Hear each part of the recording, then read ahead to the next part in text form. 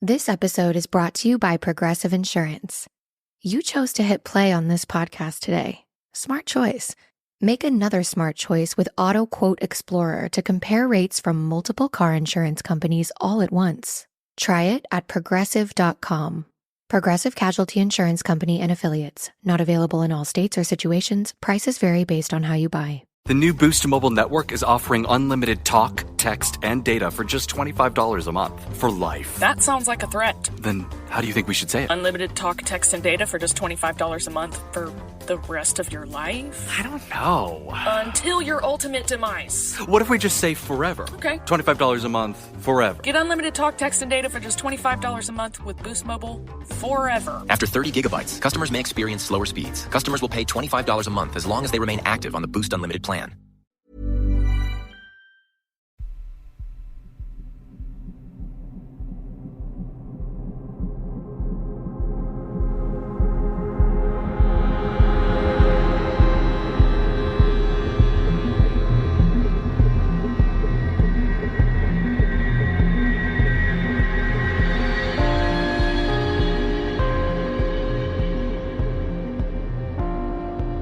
Hello and welcome to episode number 250 of Real Life Ghost Stories. And to kick things off this week, I would like to say thanks to some of our newest Patreon subscribers. I would like to thank Jane Ritt, Carista LeBron, James Smith, JRAF, Chaos Pixie, Jennifer Taylor, With Rosette, Rachel Pace Davis, Susan Spencer, Melissa Zurosk, and Yaki Burner. Thank you so much for subscribing to the Patreon. I love you and appreciate you every single day. And our film review this week, our film review is Oddity. Oddity was released in 2024. It has 6.7 out of 10 on IMDb and a whopping 96% on Rotten Tomatoes. When Danny is brutally murdered at the remote country house that she and her husband Ted are renovating, everyone suspects a patient from the local mental health institution where Ted is a doctor. However, soon after the tragic killing, the suspect is found dead. A year later, Danny's blind twin sister Darcy, a self-proclaimed psychic and collector of cursed items, pays an unexpected visit to Ted and his new girlfriend Yana. Convinced that there was more to her sister's murder than people know, Darcy has brought with her the most dangerous items from her cursed collection. So this film was originally recommended to me by the lovely Adam from Weekly Creep and also from Houston Strange. Expect to hear more about that later. And I was like, okay, definitely going to check it out. You guys know I love to champion an Irish film, particularly an Irish horror film, because I do think Irish horror films are often low budget and good. And this is one of those films. I liked this a lot. Is it perfect? No, it is absolutely not perfect. But is it entertaining? Absolutely yes. Is it scary? Absolutely yes. So this film was directed by a man named Damien McCarthy, and I really think that he is going to be one to watch going forward. I would like to point out that my Irish lack of THs really came out when I said Damien McCarthy instead of McCarthy. And I'm going to leave it in. I'm not going to edit that out. And if you're curious, the reason why Irish people often don't say their THs, like dis and dat and, 300, is because in the Irish language, in Irish, there's no TH sound. It doesn't exist. So there you go. Little fact for you. Anyway, so Damien McCarthy previously directed Caveat, which I thought was a good film, a good slow burn. I didn't think it was amazing, but I thought it was good. And then this film I thought was much better. And I think this man is going to be one to watch in terms of horror films going forward. If you have seen Caveat, keep an eye out for the little rabbit puppet that appears in Caveat, because it makes a little cameo in Oddity. Very briefly, makes a little cameo. And I sort of cheered when it came on the screen. I was like, woo! There's the little rabbit. There's that scary little rabbit bastard that was in Caveat. And clearly, Damien McCarthy has a thing for puppets in horror, because there is also a puppet, an inanimate object, that is a big part of this story too. So the most cursed item that she brings from her scary collection is this giant wooden man puppet. and it is terrifying. I don't want to say too much about it because I don't want to give anything away of the story, but that puppet is one of the scariest horror props I've seen in a long time, and it is used very effectively. And I really do think that this film shows exactly why indie horror is often better than Hollywood horror, because it relies on good storytelling and practical effects.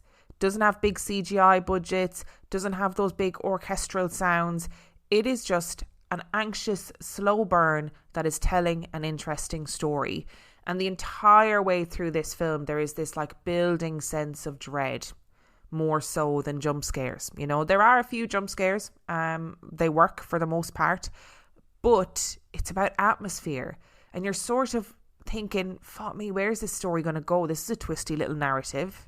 And a woman called Carolyn Bracken plays the blind psychic sister. She was also in the film You Are Not My Mother, which really scared the shit out of me. And I think she's a brilliant actor. I think she's so good. She's brilliant in this too. I realise this is one of those reviews where I'm sort of bouncing back and forth between ideas, but I don't want to give anything away about this film because it's a twisty-turny story, and I don't want to say too much because I don't want to ruin it for people. The opening sequence, I thought, was fantastic.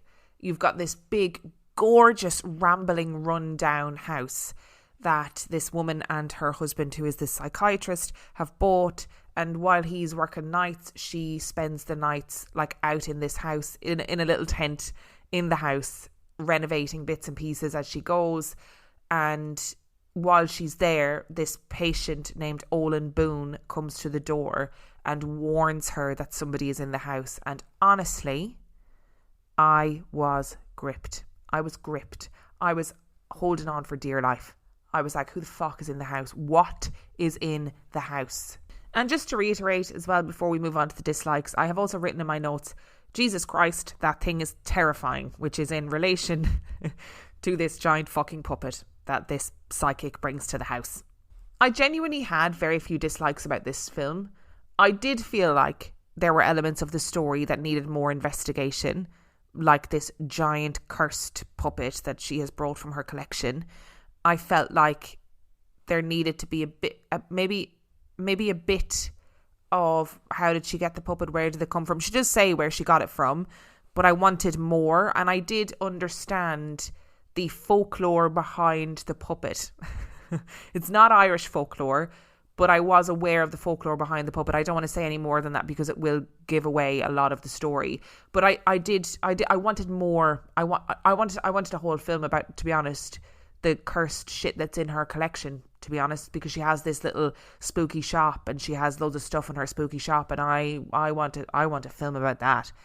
I felt like the story was relatively obvious from the beginning, and this is a difficult one because it is highly likely that is just because I've literally watched at least one horror film a week for the last 6 years.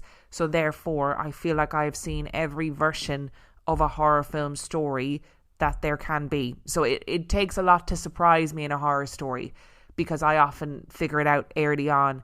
And that is not me being like, I'm so super smart, I'm so super intelligent. It's not about that at all. It's just about the fact that I've seen so many bloody stories. But I did feel like the story was quite obvious. And I also felt like there was some acting in the film which really did not lend itself to the character that was being portrayed.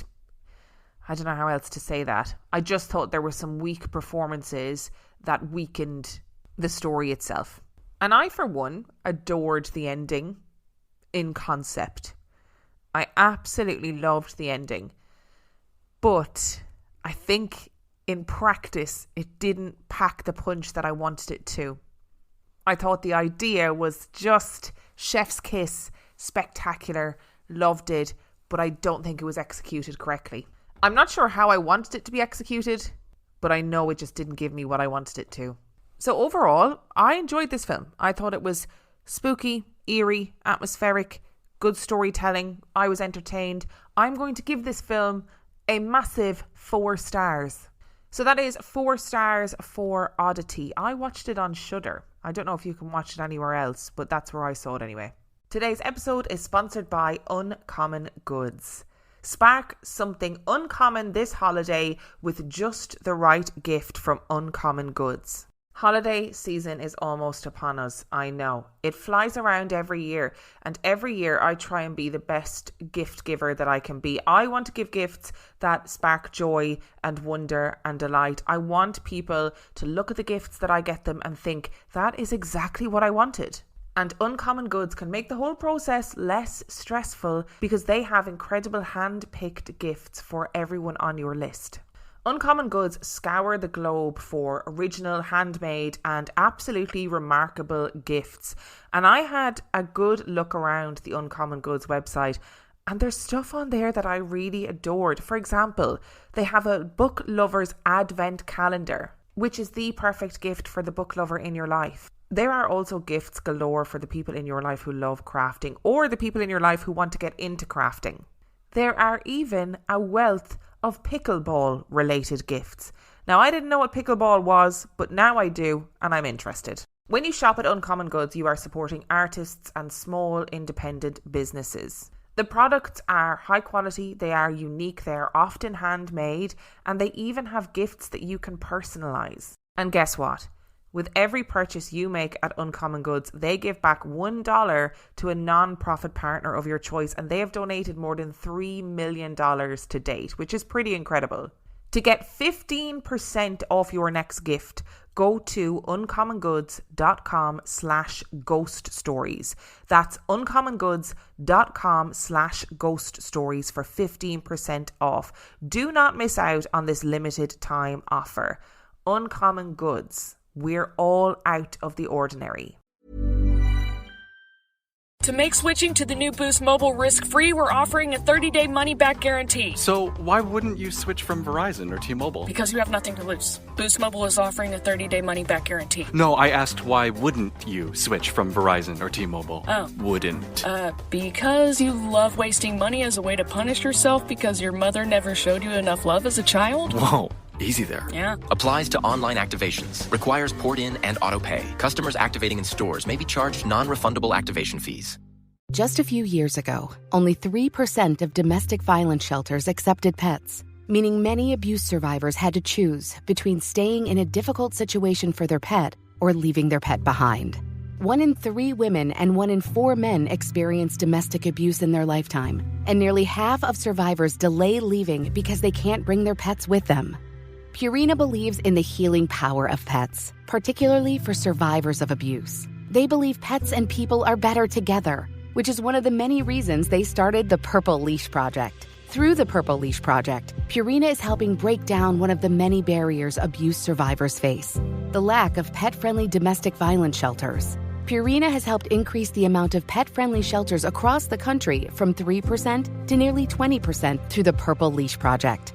With more pet-friendly domestic violence shelters, survivors and their pets can escape and heal together. Visit Purina.com/purple to get involved. Holiday magic is in the air, and DSW's got all the shoes to make your season extra merry. Believe, you've got parties to attend and lists to check twice, so DSW is taking care of the details, like gifts to make their eyes all aglow, styles that bring joy to your world, brands everyone wants, like UGG, Nike, Birkenstock, and more, and deals to make your budget bright. Find the perfect shoes for you and yours at a DSW store near you or DSW.com. Thumbtack presents the ins and outs of caring for your home. Out. Uncertainty. Self-doubt. Stressing about not knowing where to start. In. Plans and guides that make it easy to get home projects done. Out. Word art. Sorry, live, laugh lovers. In.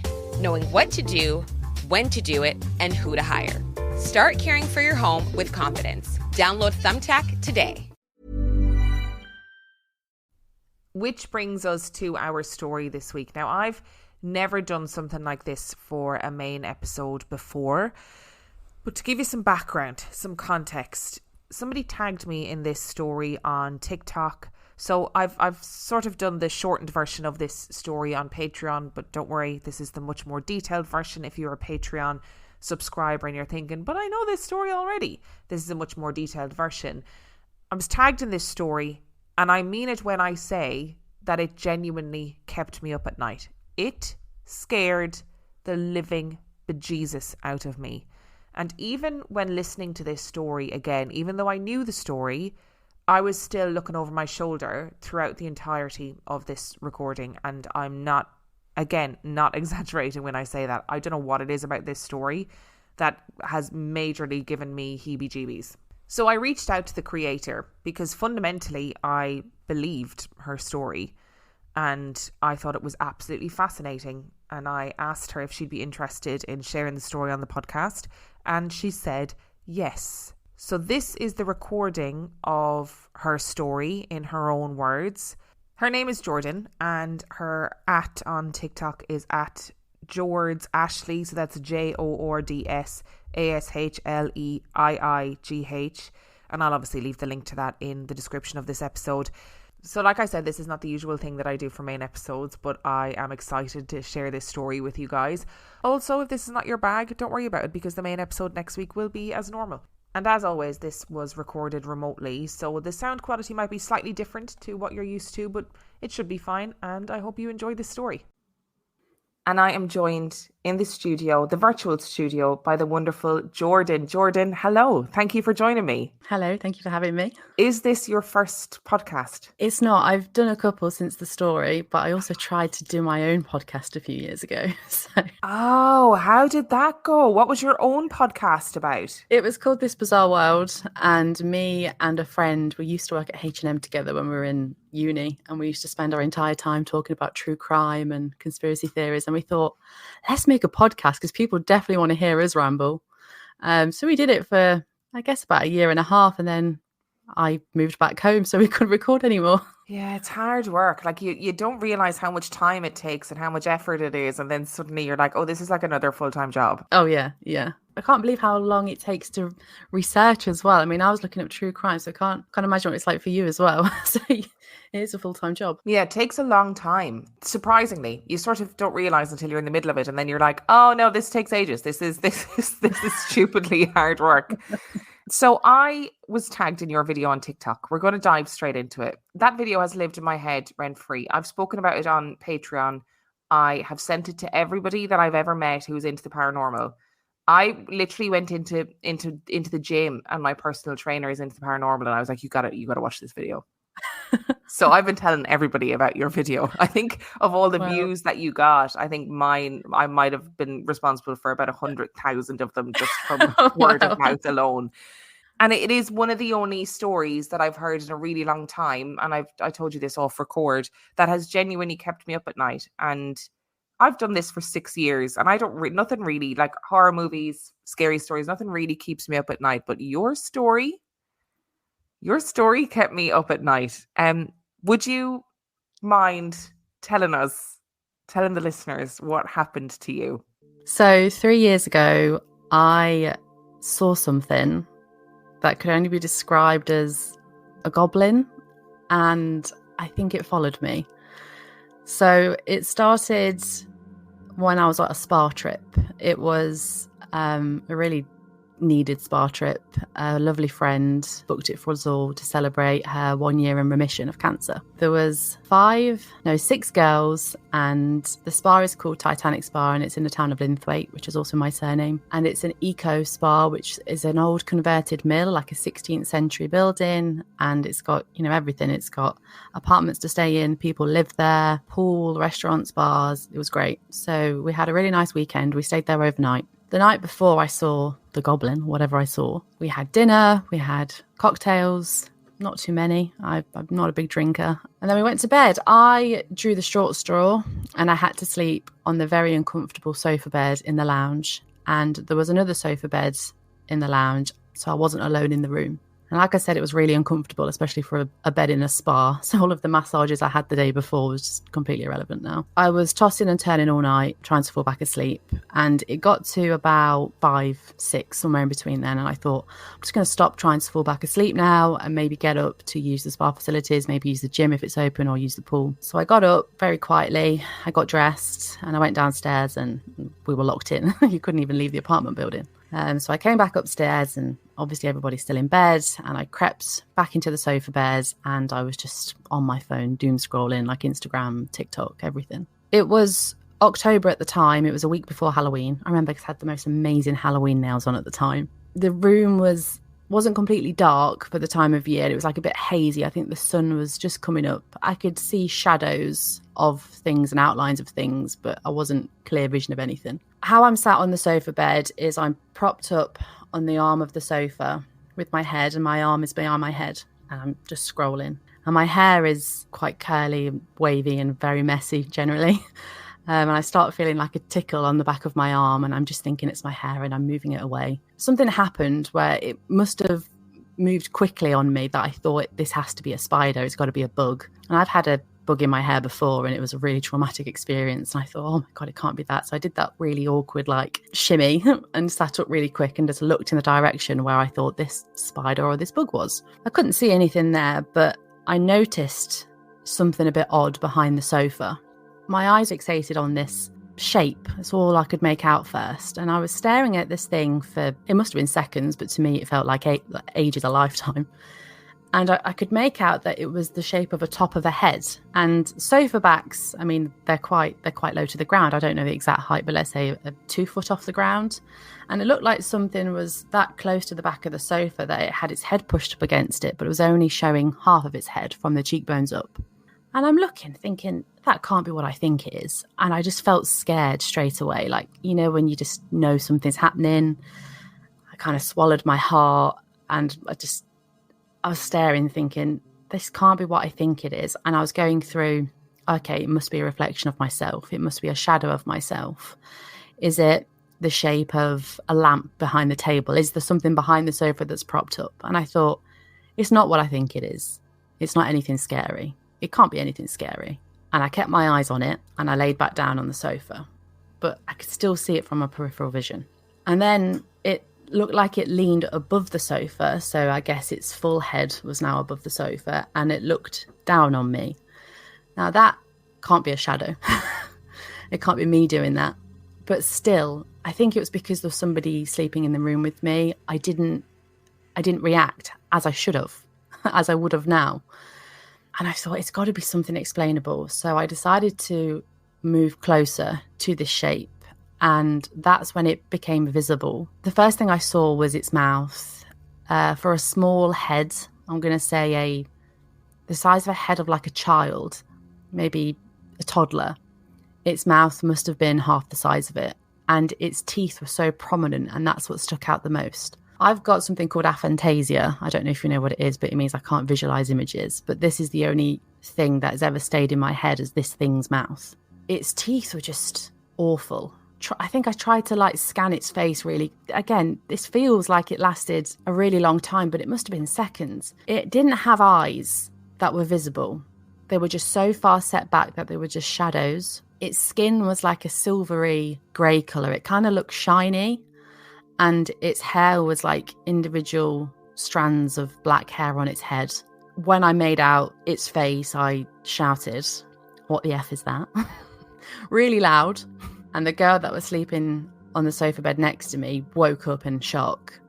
What's wrong? What's wrong? And I said, there's something behind the sofa. So she turns on the lamp, and what do you know? There's nothing there. And I instantly feel like a moron. Like I've just woken up her slumber in a spa. Like I just felt so awkward. And I was like, oh, I must have been dreaming. I must have had a nightmare. I just really tried to just shake it off. I'm going to interject briefly.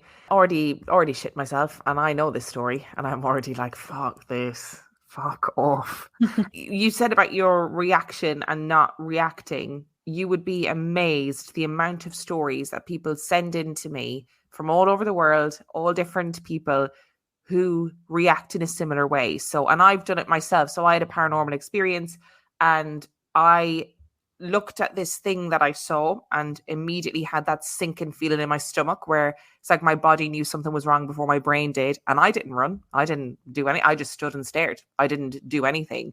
And actually, I think it's a very human thing to sort of freeze and try and figure it out before you respond. And there's that kind of social precedence where you're in this room with somebody who's asleep. You don't want to be like flailing and screaming because we all have that weird innate social embarrassment where we just want to be normal in front of everybody.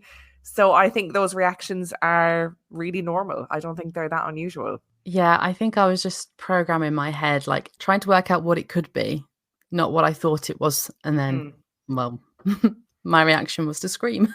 So, Do you think that a part of you, the minute you saw this thing, this kind of from the cheekbones up, do you think that a part of you knew what it was immediately and then your brain was like, no, but it can't be? yeah, 100%. As soon as I looked in the direction of where I thought there was something moving on my hair, I saw the shape and I just knew it wasn't normal. It was unnatural. It shouldn't have been there. And I think that's why I got so scared all of a sudden. And I think we have that reaction on purpose. We're supposed to recognize things that aren't normal.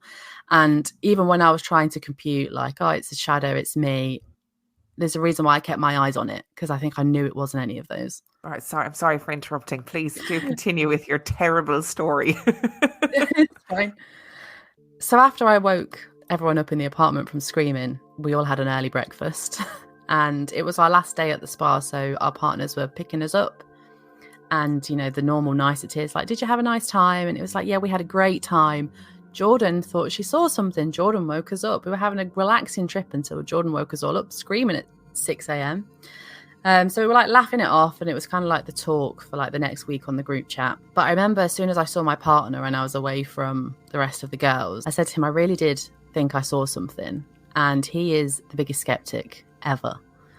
And he was like, okay, yeah, you were probably just sleeping. You probably had too many cocktails the night before. And I just thought, yeah, he's got to be right. But an element of me thought, well, there's definitely some truth to what I saw. I was definitely scared of something.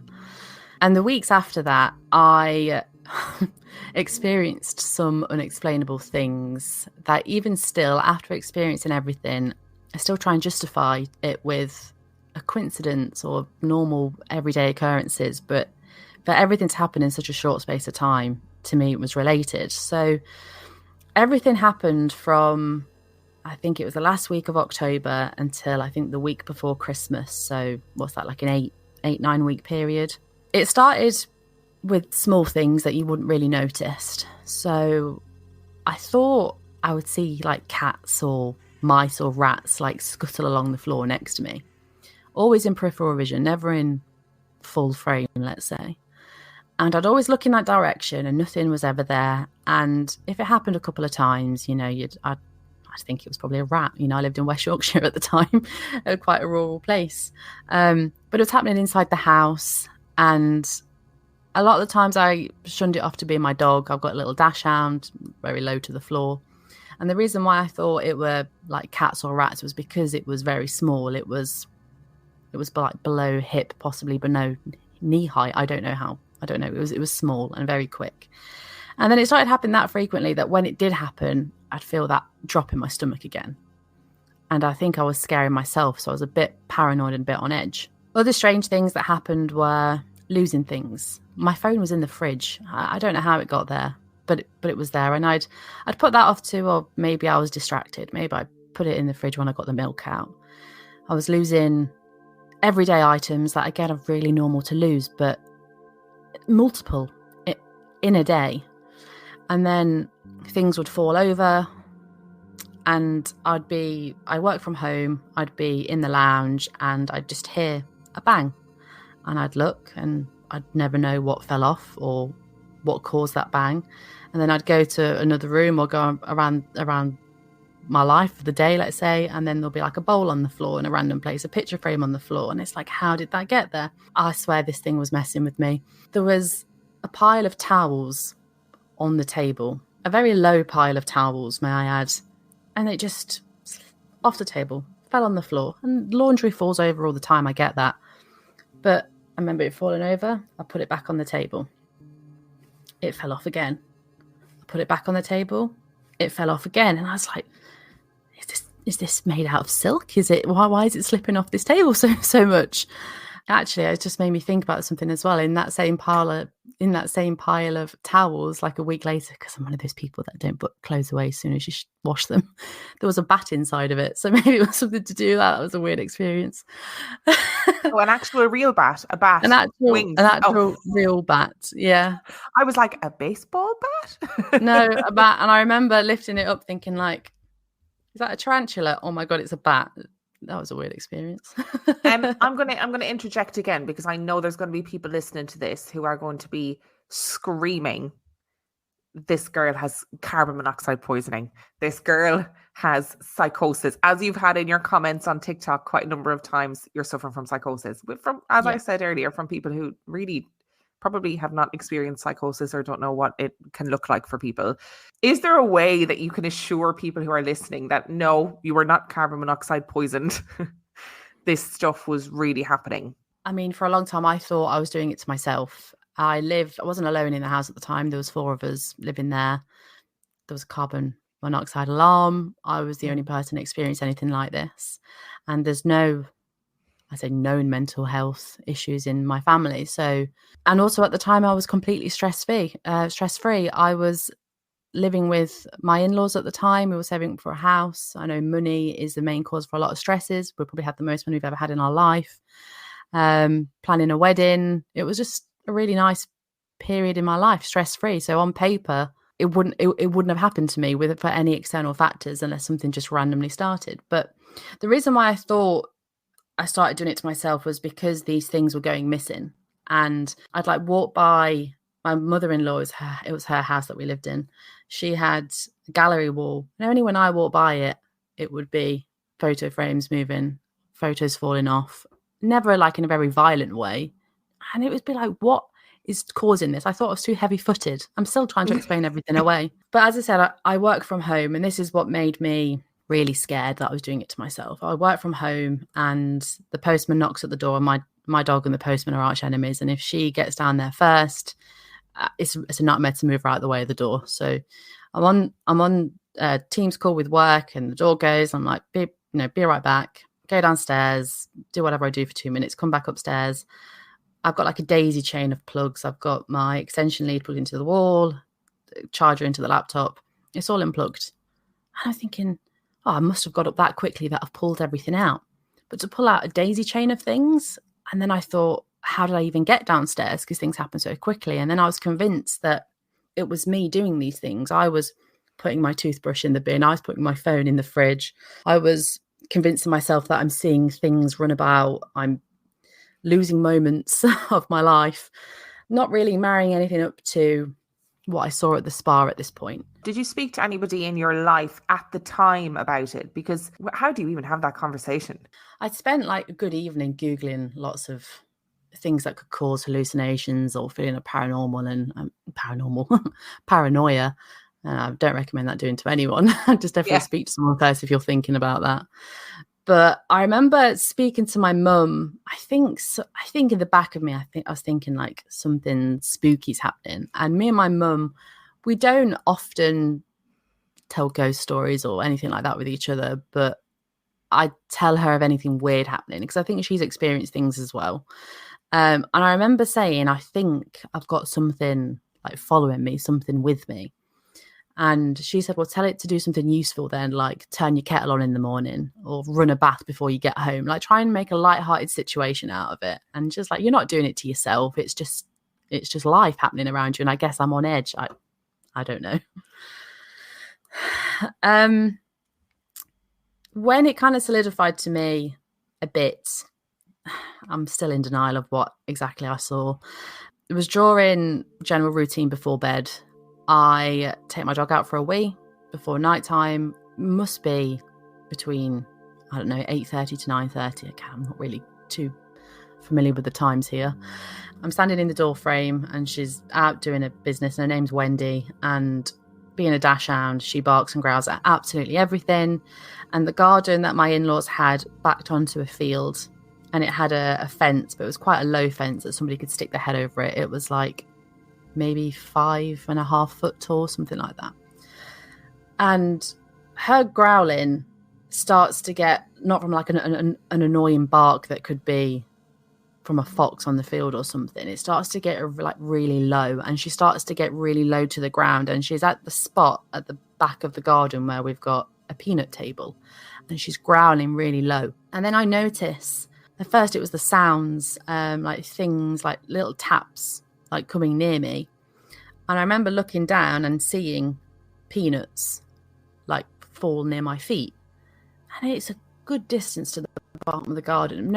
No mean is this a massive garden, but it's a good distance to the bottom of this garden. And I see these peanuts, and then I look to the direction where the peanut table was, where my dog is very low growling, and I see a really small, very muscular arm reaching over the fence, grabbing peanuts and throwing them at me.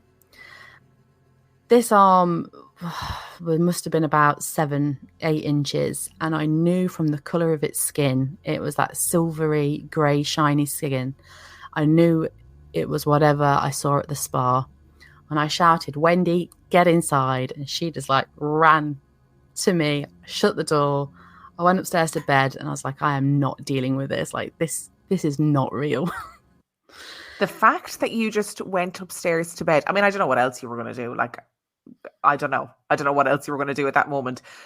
But like, I commend your bravery, because I would be burning the garden down, or I'd be in real bravado. I'd go out and be like, right, let's showdown. I will wrestle you kind of 1990s style in the back garden, because this is not carrying on any further.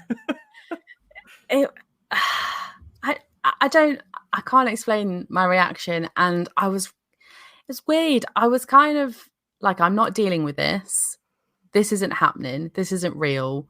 And I think things kind of settled down a little bit after that. Maybe because I realized perhaps I'm not doing it to myself, but something was there. I described it later on. It was very annoying. It was naughty. It was just, and it was really winding me up. But I only really got scared when I thought something was moving near me. But then also my dog started growling a lot. Like she's always under the covers next to me if I'm sat on the sofa or wherever. And she used to just start growling under the covers, or she'll go into a room by herself and just growl. Things like that would scare me, but annoying little things are just, well, it was exactly that. They're annoying. And I was like, I'm not even acknowledging it really. So we must be near Christmas time now, and we're Christmas shopping. I'm out for the day with my partner, and we're in another mill. It's not the Spa mill, a bit in West Yorkshire. They're full of them, and they've got to make them into buildings of use now. So this one was like an independent shopping mall, and it was full of lots of different shops. We went in there because he's really into vintage sci-fi, and we're ages, and he's looking at these books that he never buys. And I'm kind of just like pottering about, looking about. And then I notice opposite, there's I guess on the outside, it looks like a witch's shop. It's one of those ones that has like weird posters of wolves and attractive women in the window, and dragon statues and everything. And I'm just thinking, should I go in there and say something? And then it's like, of course I'm not going to go in there and say something. What if I speak to someone like crazy? And I just didn't want to entertain the idea, but I thought maybe there's something in there that could help me, because I didn't really do much research into it. But I thought maybe if there is something like a goblin with me, maybe there's a way to get rid of it. And I remember thinking, right, I'm going to go over there. I've got some courage. And I walk towards the shop, and I'm kind of like in the doorway of the shop, but I'm not fully in it. And I just feel like this woman touch my arm, and this whole experience was really warm. It wasn't scary, it wasn't mysterious, it was just very warm and very friendly. And I mean, I'm from the Midlands, I've got a fairly neutral accent, and I think I was so comfortable with her because she had my tone. She wasn't a northerner. I don't think I really ever looked her in the eyes, but she touched my arm and she said, "I don't mean to alarm you." And I think that already made me quite worried. She says, "But there's something with you. It likes to scare you. Don't tell me about it, but you need to stop talking, and you need to stop talking about it." And I think my face must have said everything that she needed to know. And then she just carried on, and she said it's called a low vibrational spiritual entity. It's attached to you. You need to get rid of it. To do that, you need to stop talking about it. Sorry, like I can hear banging now, and I'm just scared myself. Yeah, no, I heard that too.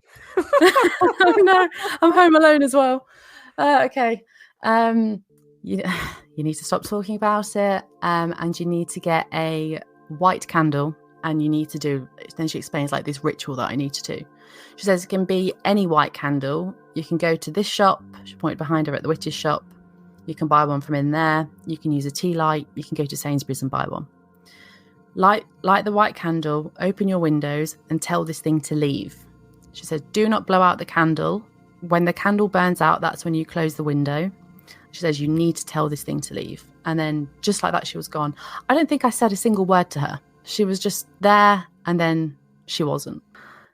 I've really scared myself, talking again, and I don't know why. I've spoken about this quite a lot, but I can feel like tingles. It's probably scary. my energy, because I'm so freaked out by this story. It's probably my energy feeding into it and feeding into your energy, and I'm like, every time you say something, I'm like, The ambience, like the background of my house, like we say that this house is definitely like the house from the Enfield haunting. It's very 70s, definitely something living in here, but she's a protector. I don't do this ritual straight away, and part of me didn't really want to entertain the idea, and a part of me still believed that it wasn't true because it's unexplainable. And I think the thought of being followed by something paranormal is terrifying. Like, what's the point of going to work if things like this exist? Even now I don't want to comprehend it really. Again, I'm not sure how much time passes, but I remember being in the bath. My dog usually joins me in the bath, and I'm on my phone, and again, this happens within seconds. The door opens and I hear taps on the floor, like someone walking, but small taps, like a dog's nails on the tiles. And I see her, this dark figure, really low, come in and just sit down. And I say, like, Wendy, I'm getting out in a minute. And I look over and she's not there. And the door isn't even open wide enough for her to like walk in. And that's when I thought, okay, I'm not going to mess about with this thing anymore. I waited until I was home alone the next day, and I found a little tea light. I think it was called like a Child's Wish from Yankee Candle. And I popped it on the windowsill, and I couldn't remember exactly what she said to me, like to get this thing to go away. So I Googled, and I ended up on this like really old website that was like mainly, those old websites that are mainly text-based. And it was some, I'm going to say spell, I don't know what it was, but it was, say things like, I fill my life with love and light. Only things invited by me are welcome. Anything else must leave. And I said that. And I thought, I don't know how long I need to say this for. So I'm going around the house, kind of saying it in the lounge, saying it in the kitchen, saying it in the hallway. And I'm back in the bedroom. Again, I don't know how long this takes, but I remember I kept on trying to check on the candle. I sit down on the carpet and I'm just saying, I fill my life with love and light. This thing you need to leave. You are not welcome. You need to leave. And I just kept on saying, you are not welcome. You need to leave. And I'm sat cross-legged, and like I put my head like this, like up, and then all of a sudden it like just falls back completely. So my head is like straight up, and my jaw like falls so like loose and so natural, like all the muscle tension is just gone. And I let out the biggest breath I've ever done in my life. Like, and instantly I felt relief. I felt great. I got up, the candle wasn't lit anymore, and I shut the window, and I didn't talk about it to anyone for, I guess 3 years, until I said it in full when I made my TikTok video. That was the first time I really ever said it out loud to myself as well, this whole experience. And what prompted you to make the video? Like, why did you decide now is the time, now is the moment that I'm going to become the Goblin Girl on TikTok? I don't know. I guess that trend of the girl in America, and she says, like, tell me something that's completely unbelievable and entirely true. Yeah. I think I was like reacting to that, but the audio didn't work if I stitched her video, so I just made it. And when I said it out loud to myself, I thought, this is quite funny. Like, this is a weird experience. I'm quite a clumsy person, and I guess I've never really been attracted to weird things, but of course it happened to me because I've got the worst look in the world. I mean, it's a 10-minute video, and it just, the amount of comments that people put on it saying that I've experienced something like this, or they knew the location of where the spa was. And I purposely didn't say the name of the town because it was my surname as well. I learned so much that I described it as a goblin because it looked like Gollum from Lord of the Rings. But I even had people in my inbox saying, like someone was from Iceland, they had an experience like it, someone from Mexico. I learned so much. And there's also lots of like regional folklore here as well in the UK, and hobgoblins and brownies. And I just thought, and red caps, there's all sorts. Yeah, it's its own world, it's its own universe. And I just thought, this is weird. If this amount of people have experienced something like this, something part of it has to be real. When the TikTok started to get some traction, told my partner about it in full. We were on the drive home on the motorway on the way back. He must have been silent for the entire drive. And I told him, he's like, you've never told me that. And I was like, because you won't believe it. You wouldn't believe it. And he says, he believes that I believe something. Which I don't know how to take that. I mean, okay, it sort of sounds like a man being diplomatic. Yeah. I mean, like I said, he's a skeptic. He doesn't believe in anything, but he's scared of listening to these stories. So something. He obviously believes something if he's scared of them. He believes something, yeah. But since then, I've had some weird things happening. Something very, very recently.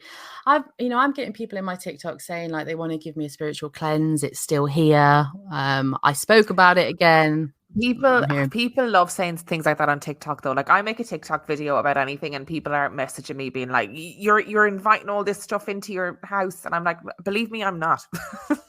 Not this house, babe. It's not happening.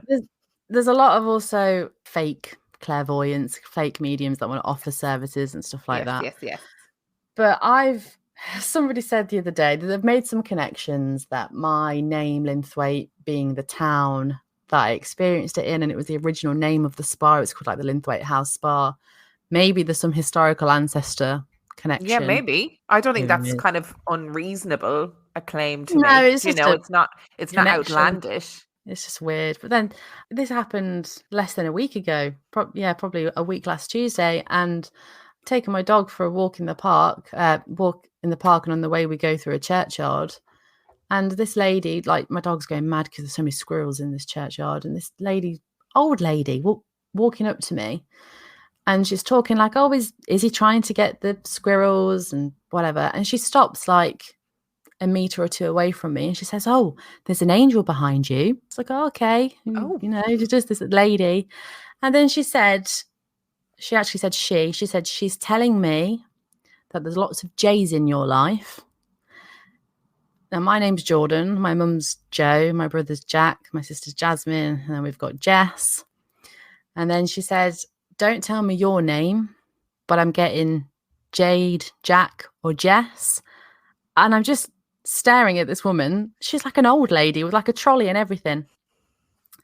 And she said she can't wait to see you again, and she'll be with you on your big day. And I'm getting married in June. And I don't know who that was talking to me, but this lady seemed to hit everything on the head. She gave me 2 crystals. Here's one. I'm holding it now. I've just been squeezing it. And she says, I know you've had some bad luck lately. So these are for you. I said, I don't have any money to give you because I thought she was selling me. She's like, I don't want your money. These are just for you. She said that she also wanted to give me a palm reading, but I'm not really into that. And I was like, I don't know. And she's like, well, if we ever meet each other again, I've got more stuff to tell you. And then she just walked off. And then very strangely as well that day, I'm not a crystal person. I've never been a crystal person. What's the word? I like the look of gemstones, geology. I like the sparkle of the stones. Yeah. I like diamonds and jewelry. And my partner's got an old gemstone collection and we've put it out on the side just for decoration, really. And that day I kicked one down the stairs. I don't know how it got on the stairs. And I thought, I don't want to lose that. So I put it in my pocket. And that was the day that I met this lady and she gave me 2 new crystals. So how weird. Weird things have happened. I don't know if it's, I'm very paranoid. I know that people can haunt themselves by getting paranoid. And when I've been home alone, like the other week, just before Halloween, I thought somebody was trying to get into my house and no one was there. I saw the door handle shake in front of me. And I thought, I need to stop entertaining this idea that something's following, something's with me. But since I've spoke out loud about this, it's just like I want everything to go back to how it was, because I've unlocked something. So have you found out kind of anything else about this situation since you've opened up and started talking about it? Nothing from my experience. Just weird connections with the family name and some you can be spiraling from this. Somebody said to me something to do with a witch's mark. Do I have a witch's mark? And I was like, I don't have a witch's mark. And then I remember years ago, somebody told me I do have a witch's mark, which is I've got 3 freckles directly in a line below my eyebrows, similar to the shape of Orion's belt. And then my sister, that I don't really have contact with, she's on my dad's side, with the same surname as Linthwaite, it's my maiden name. She sees the TikTok and goes, I've got the same set of freckles. And it's like, that's weird. That's really weird. And we're the ones that people say that we look alike. Everyone's blonde except for us. And then when the story kind of found its way into my family's lives, my mum says, well, one of my auntie's ex-husbands used to think he wasn't a goblin that he saw. He described it as a little man or a leprechaun. And they all thought he was crazy. They thought he had something wrong with him. Because he inherited or given some fish from a friend that was leaving the UK. And he said that these tropical fish won't live too long. And they were paranoid with how much it was going to cost them, like to heat the tank. And his wife, my great auntie, she used to wake up and he used to be sat at the end of the bed looking down, talking to something. And he was convinced that this little man, this leprechaun, was telling him how to keep these fish alive. They divorced like after 15 years and he took those fish with him. So they were still alive 15 years later. Yeah, this little thing was telling him how to keep them alive. And it's, I don't know. I can't explain it. Weird. That's so strange. Yeah, strange. So it was weird that someone else in my family had an experience of something small being with them. What have you taken away from this experience? That's what I don't know what is there to take away? What lessons are there to be learned? I don't really know, but what have you taken away from it? I've definitely stopped. See, a part of me still doesn't want to believe it, but I can't explain it to be anything else. There's too many things that have lined up. I'm definitely more spiritual. Let's say when we moved into our house, the first thing I did was saged it. And I saw something online that if you talk to your house, if you talk to your space, it will protect you. My house is 110, 120 years old with a third owners, which is quite, I guess, romantic, let's say. And the first thing our neighbour said to us was, the house is haunted. It was a brother and a sister. The sister lived in this house. The brother lived next door. They opened up the wall so they're connected to each other. And he says they always appear when there's new people and new babies. And I just said, no, this is my house now. I say, no, you're not appearing in my life. Thank you. Yeah. No. And I wouldn't have done that before. So I've unlocked something in me. I'm a little bit more open, and I've always been one to be entertained by spooky stories, but I've never wanted to experience one. And it wasn't nice. It wasn't something that I'd want to do again, and I wouldn't want to wish it on my worst enemy. I wouldn't go looking for something like this. But that being said, I wouldn't be quick to judge someone going, you're a bit crazy. That didn't happen to you. Can you tell people, because actually I do think there are people listening who would probably find this useful. Can you tell people kind of, in shorthand again, what was the ritual you did with the candle? I lit the white candle, put it on my windowsill, and I just said, I guess, positive affirmations. I said, I fill my life with love and light. And I told this thing to leave. I told it to go. It wasn't welcome. That's what I did over and over. And you left the windows open. Was that the other part of it? Sorry, I left the windows open. Yeah, I left the windows open. I didn't blow out the candle. I only closed the window when the candle had burnt out itself. Okay, because I do think there'll be people listening who'll be like, okay, I've got stuff going on in my life, in my house, and I need to do that to, I don't know, cleanse it, do something, please. Your story scared the shit out of me. And I'm not quite sure what it is about it that has scared me so much. But I would like you to know that in the 6 years that I have done this, multiple times in those 6 years, I have come across stories that are similar to yours. So you are not alone in experiencing this. That's wild. And that's also really reassuring. Yeah, and like, you are not alone in experiencing this. And I only came across one the other day, which was really short. It was about this guy, this husband and his wife were renovating a house, and they had a manual alarm clock, you know, like back in the old days when you had to actually spin the dial. And they'd set it to go off at 6 o'clock every morning. They had weird feelings in the house, but nothing particularly bad. They woke up one morning with the alarm going off at 2 o'clock in the morning, and they both sat up being like, what the fuck? And the husband saw what he described as like a gremlin running out of the room, and he thought he was still half asleep and imagining things, until his wife went, what the fuck was that?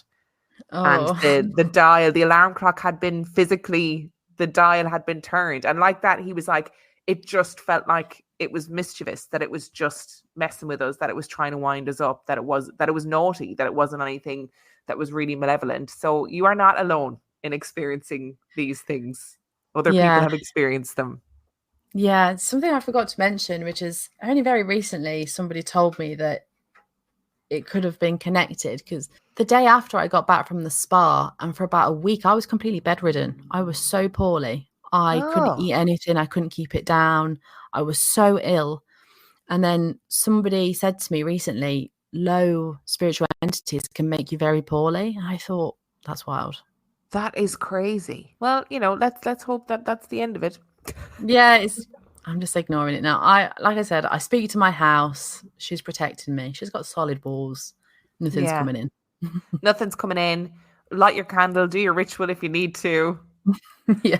Jordan, it's been an absolute pleasure. Thank you so much for telling me your story. Where can people find you if they wish to find you? I'm on TikTok at Jords Ashley, JORDSASHLEIIGH. That's a mouthful. It's been a pleasure. I hope not to have to speak to you again about things that are happening in your life that are spooky. I have loved listening to your story. It is fascinating. I have enjoyed every second of it, even though I've hated every second of it. Thank you for being brave enough to tell it. Thank you for having me. Thank you for listening to me ramble. I hope that you, the listener, found that story as fascinating and terrifying as I did. And if you have your own story that you would like to submit, you can do so by emailing it to reallifeghoststoriespodcast@gmail.com. You can also check out the website, reallifeghoststoriespodcast.com. And if you are desperate for some extra content, you can subscribe to the Patreon. That is patreon.com/reallifeghoststories, where for $5 a month or $2 a month, you get access to heaps of extra content, as well as every single main and mini episode completely ad-free. And on that note, I shall see you next time. Hey, it's Mark Maron from WTF, here to let you know that this podcast is brought to you by Progressive Insurance. And I'm sure the reason you're listening to this podcast right now is because you chose it. Well, choose Progressive's Name Your Price tool, and you could find insurance options that fit your budget, so you can pick the best one for your situation. Who doesn't like choice? Try it at Progressive.com. And now, some legal info. Progressive Casualty Insurance Company and Affiliates. Price and coverage match limited by state law. Not available in all states.